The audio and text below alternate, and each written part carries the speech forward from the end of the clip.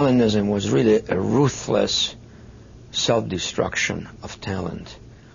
And in the process, it almost became a norm in the Soviet system and by extension in the systems that were imitating the Soviet system to promote people who were fundamentally inferior, who were not creative, who were obsequious, who were opportunistic, and who, to put it very simply, were fairly stupid. On March the 5th, 1953, Stalin dies. Hundreds of thousands of grieving mourners pay their last respects.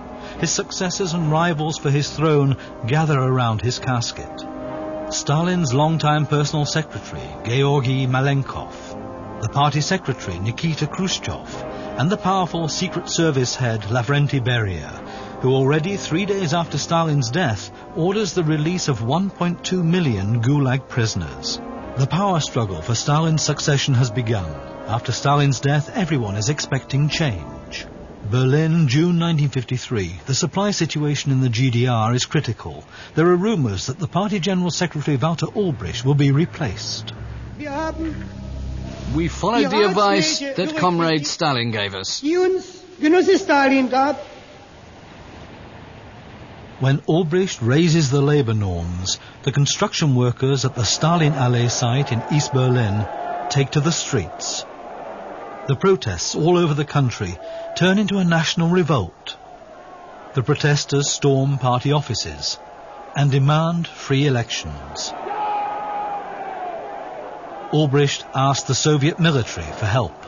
Each country have their own mythology. German mythology about these events, that it was a revolution.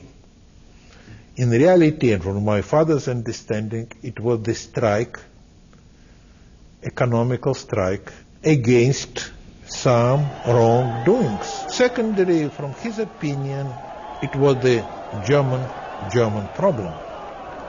And when Soviets put their tanks on the crossroads, everything calmed down. Soviet tanks crush the rebellion.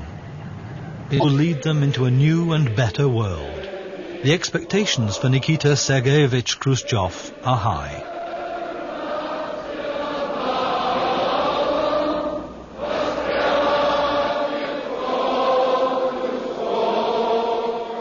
Although Khrushchev's speech is not published, its message quickly spreads around the world. The communist parties in the satellite states follow Moscow's example and practice public self-criticism. In Poland, crowds take to the streets to demonstrate for democracy. They force the reinstatement of party chief Gomulka, who had been arrested under Stalin. Khrushchev's trip to Poland can't prevent this. He provoked Gomulka to make his statement. We will not quit Soviet bloc. We are interested in the presence of the Soviet military in our territory. Khrushchev told, we have a deal. And they became friends. The Hungarians demonstrate out of solidarity with Poland. They also demand freedom and democracy.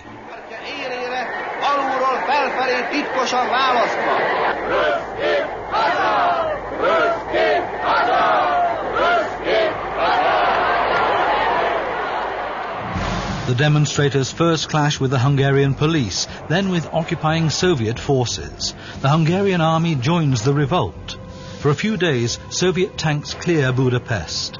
The new government under Imre Nagy leaves the Warsaw Pact and declares Hungary's neutrality. For Khrushchev, this is a counter-revolutionary putsch he can't allow.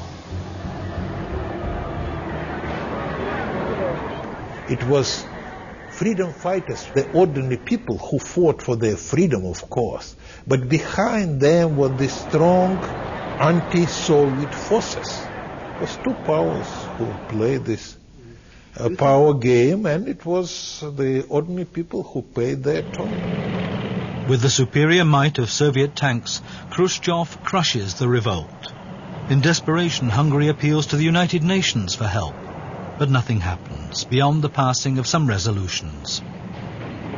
Khrushchev has reaffirmed his power. Convinced that the communist system is superior, He sets out... We were living in a society that was totally ossified, with all the important organizations entrenched in this rigid post-war society. And by that I mean that all the parties were cosily established, and the academic youth in Warsaw, or in Berlin or Frankfurt, didn't want to conform to that. We wanted change.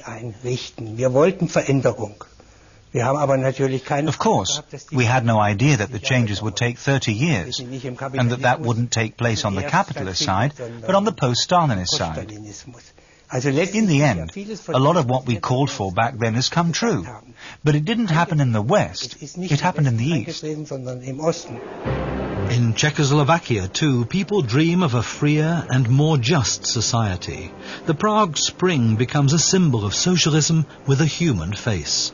Alexander Dubček's democratic reforms are greeted with enthusiasm by the Czechoslovakians. In July 1968, Leonid Brezhnev comes to Bratislava for a Warsaw Pact meeting and demands that the Czechoslovakian comrades return to the Soviet path of socialism. Die sowjetische Führung hat den Versuch... The Soviet leadership rigorously fought any attempt of the satellite states, that's how they were called back then, to disassociate from the bloc, or tolerate anything which could jeopardize communism as a pure doctrine. The Brezhnev, who was against any reforms, and he was scared that if something changed, it will affect the Soviet Union, he tried to freeze the things. August the 21st, 1968. Warsaw Pact troops march into Prague. The Czechoslovakian government condemns the invasion as a violation of international law, but nevertheless tells the army and the people not to resist.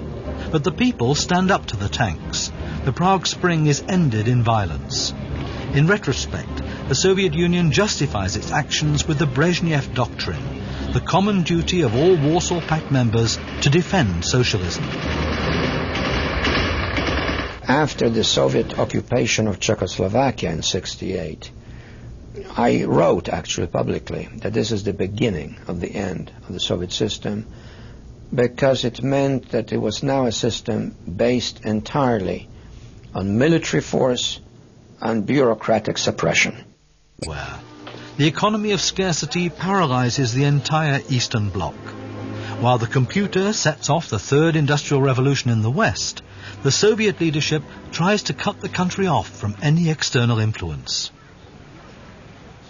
They complained back then, saying that in the West, any 15-year-old could play with a computer, while they had a few specialists who, after many exams, would maybe come into contact with the machines when they are 20 or 25. The natural integration of the computer into daily life, not to mention the military, as in the West, didn't exist with them, and also couldn't exist because it demanded a spirit of freedom.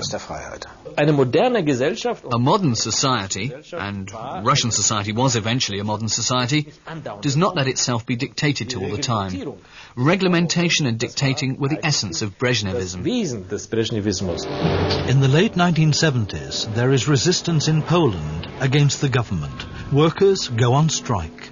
The resistance had a lot to do with the strong position of the Catholic Church in Poland, and also with the distinctive feature that the Poles had a bishop who'd been elected Pope.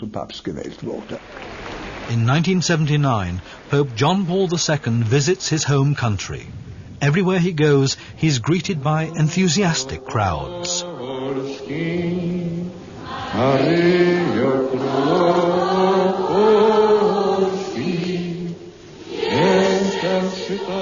Ohne polnischer Papst, kein Gorbatschow. No Polish Pope, no Gorbachev.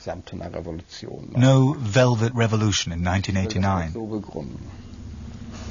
To be sure, without the Pope and his visit to Poland in 1979, the shattering of the regime and the experience of solidarity that led to Solidarność wouldn't have happened.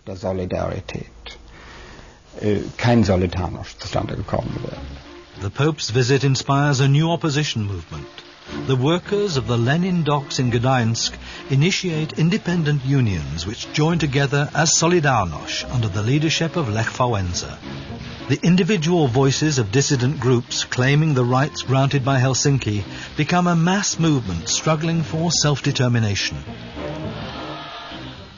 Ohne Solidarność, kein Gorbatschow. Without Solidarność, no Gorbachev. Since the premise of Gorbachev's European policy was, it can't go on like this in Eastern Europe. We have to change something fundamentally in Eastern Europe.